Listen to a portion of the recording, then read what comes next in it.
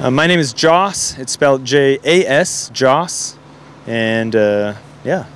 What's your last name? Oh, Panag. P-A-N-A-G. Panag. Great. What happened tonight?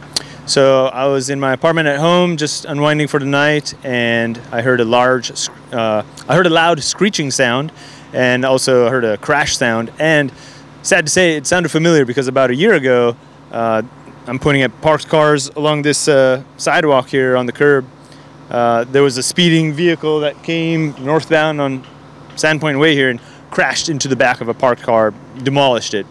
So I heard such a sound tonight, screeching tires, crashing sound. I thought, oh no, maybe a car speeding, maybe a drunk driver, I don't know, crashed into a car.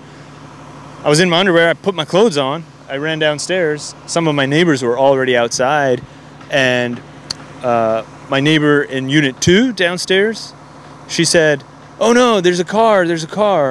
And so I thought she meant a car struck the building, and I asked her if she's okay, and because she was completely disheveled. I walk around the corner. I don't know if this camera can see this SUV vehicle. The entirety of it was inside our Unit number 1 neighbor's home, but thank goodness our building manager confirmed her vehicle is not in the parking lot, so she must be out of town. He called, she answered, she's in Whidbey Island. So there was somebody speaking about, oh, there's someone else in the car. I'm wilderness first aid trained and certified. This is not the wilderness, but I went into kind of a trained modality to extract people. So I ran upstairs. I grabbed my glass hammer to break a window if needed.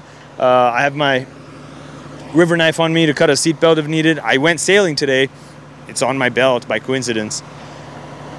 I bang on the car, on the metal, and I'm yelling, is anyone in here? Are you awake? Are you okay? Can you hear me? No response. 1 second later, I go up to the driver's door. It's ajar. The driver window is either broken or rolled down. And I look at the steering wheel column and the dashboard. I'm no expert. I just watch TV, but everything looks like it's been hot wired. I don't see or feel a key or ignition, and I'm confused. And then there's an odor in the vehicle of burning, plus something that smells of like a vagrant. After a moment, someone else outside is yelling, turn the key, turn the key.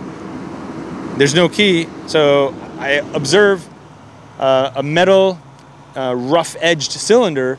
I twisted that with just my index finger and thumb. The ignition turned off. So I said to myself, well, that's the ignition.